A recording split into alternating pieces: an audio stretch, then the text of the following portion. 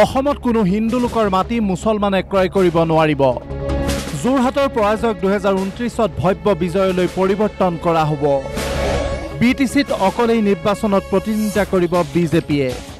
বিজেপিৰ বৰ্ধিত ৰাজ্যিক কাৰ্যনিৰ্বাহকত দেওবাৰে কেইবাটাও তাৎপৰ্যপূৰ্ণ মন্তব্য কৰিলে মুখ্যমন্ত্ৰী ডক্টৰ হিমন্ত বিশ্ব শৰ্মাই। মুখ্যমন্ত্ৰীয়ে ঘোষণা কৰিলে এটা বিশেষ ধৰ্মৰ আগ্ৰাসনত বাধা দিবলৈ ৰাজ্য চৰকাৰে হিন্দুৰ মাটি মুছলমান লোকে ক্ৰয় কৰা কাৰ্য বন্ধ কৰাৰ সিদ্ধান্ত লৈছে। আগতে ইণ্টাৰ ৰিলিজিয়ন মাটি ট্ৰান্সফাৰ হৈছিল, হিন্দুৰ মাটি মুছলমানে কিনিছিল, মুছলমানৰ মাটি হিন্দুৱে কিনিছিল। কিনা বেচাত আমি বাধা দিব নোৱাৰো, কিন্তু অসম চৰকাৰে নতুনকৈ সিদ্ধান্ত লৈছে যে এজন হিন্দুৰ মাটি মুছলমানে কিনিবৰ বাবে আৰু এজন মুছলমানৰ মাটি হিন্দুৱে কিনিবৰ বাবে মুখ্যমন্ত্ৰীৰ অনুমোদন লোৱাৰ পিছতহে ল্যান্ড সেল পাৰমিশন হ'ব।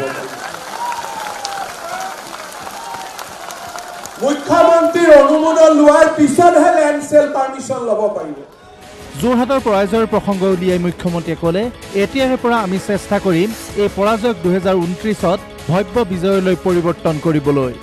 কাৰ্যকৰ্তাসকলক মুখ্যমন্ত্ৰীয়ে লগতে ক'লে, কোনোবাই যোৰহাটৰ কথা সুধিলে আপোনালোকে কৰিমগঞ্জৰ কথা উলিয়াব। আমি আজিয়ে প্ৰতিজ্ঞা কৰিছো 2024 চনৰ পৰাজয় আমি 2029ৰ ভব্য বিজয়লৈ আমি ৰূপান্তৰ কৰিম। আৰু মই আপোনালোকক কথা দিছো, মানুহক সেৱাৰে, মানুহক শক্তি আৰু সাহসেৰে, পূজাৰে, অৰ্ঘৰে তপন গগৈয়ে কাম কৰিব লাগিব। আমি সহায় কৰিম।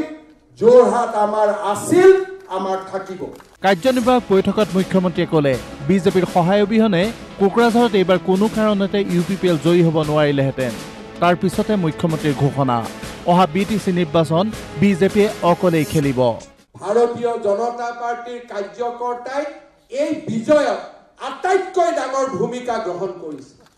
বিজেপিৰ কাৰ্যকৰ্তা নাথাকিলে কোকৰাঝাৰত আমাৰ মিত্ৰ গোটৰ প্ৰাৰ্থী বিজয়ী হ'বই নোৱাৰিলে। মই আজিৰ দিনত পুনৰ এবাৰ কোকৰাঝাৰৰ কাৰ্যকৰ্তাসকলক ধন্যবাদ জনাইছো আৰু বিটিচিৰ নিৰ্বাচনৰ বাবে সাজু হ'বলৈ আহ্বান জনাইছো। বিটিচিত যোৱাবাৰো আমি নিৰ্বাচনত অকলে প্ৰতিদ্বন্দ্বিতা কৰিছিলো, এইবাৰো বিটিচিত আমি নিৰ্বাচনত অকলে প্ৰতিদ্বন্দ্বিতা কৰিম। মুখ্যমন্ত্ৰীয়ে ক'লে, ব্ৰহ্মপুত্ৰক বাধা দিয়াৰ শক্তি যিদৰে কাৰোৰে নাই, সেই একেদৰে 2026ত অসমত বিজেপিৰ জয়কো বাধা দিয়াৰ শক্তি কাৰোৰে নাই। ব্ৰহ্মপুত্ৰৰ পানী যেনেকে কোনেও ধৰি ৰাখিব নোৱাৰে, তেনেকে অসমত 2026ত বিজেপিৰ চৰকাৰ আহিব, তাক কোনেও ধৰি ৰাখিব নোৱাৰে। কাৰণ আমি মানুহৰ হৃদয়ত বাস কৰোঁ। আমি মানুহৰ হৃদয়ত বাস কৰোঁ। আয়ুষ্মান ভাৰতৰ কাৰ্ড থকা 52 লাখ মানুহৰ ঘৰত আমি বাস কৰোঁ। 27 লাখ অৰুণোদয় হিতাধিকাৰীৰ হৃদয়ত আমি বাস কৰোঁ। অসমত বিজেপিৰ কোনো প্ৰতিদ্বন্দ্বী নাই বুলি কৈ মুখ্যমন্ত্ৰীয়ে ক'লে, 2021ৰ নিৰ্বাচনী ইস্তাহাৰৰ ৰূপায়ণ নোহোৱা প্ৰতিশ্ৰুতিসমূহ পৰ্যালোচনা কৰিবলৈ অজন্তা নেওগৰ অধ্যক্ষতাত এখন কমিটি গঠন কৰি দিয়া হ'ব। যে আমাৰ মেনিফেষ্টত আমি আৰু কি কৈছিলো আৰু কি কাম আমি কৰিব পৰা নাই, তাৰ এক নিৰ্মম বিশ্লেষণো হ'ব লাগে। আমি জানো আমাৰ কোনো প্ৰতিযোগী নাই, আমি আমাৰ নিজে আমাৰ প্ৰতিযোগী।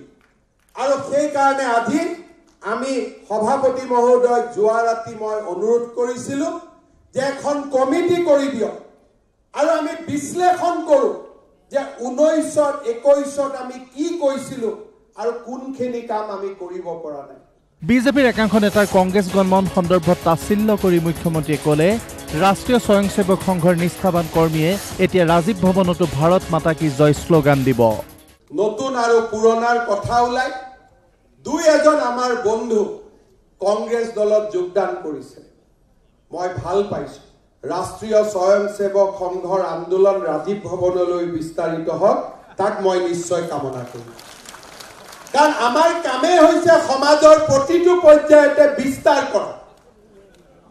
যদি আমাৰ সংঘৰ স্বয়ংসেৱক এজন অহাকালি ৰাজীৱ ভৱনত গৈ যদি সিংহৰ দৰে আৰ্তনাদ কৰিব পাৰে, আমাতকৈ সুখী কোনেও হ'ব নোৱাৰে। সমাগত উপনিৰ্বাচনৰ মিত্ৰজোঁটৰ দখলত থকা 4টা সমষ্টি উদ্ধাৰৰ দায়িত্ব মুখ্যমন্ত্ৰীয়ে নৱনিৰ্বাচিত সাংসদসকলৰ ওপৰত অৰ্পণ কৰি ক'লে, লোকসভাত আপোনালোকৰ কাৰ্যকৰ্তাসকলে যেনেকৈ বিজয়ী কৰালে, এইবাৰ আপোনালোকে সেই একেদৰে সেই আসনকেইখনত দলৰ আন এজনক জয়ী কৰি আনক। লোকসভাত আপোনালোকৰ কাৰ্যকৰ্তাসকলে যেনেকৈ বিজয়ী কৰালে, এইবাৰ আপোনালোকে সেই আসনকেইখনত দলৰ আন এজনক জয়ী কৰি আনক।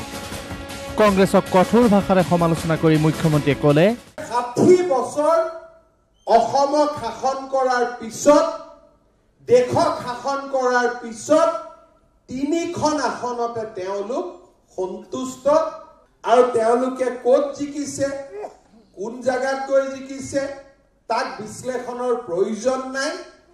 Report DY365।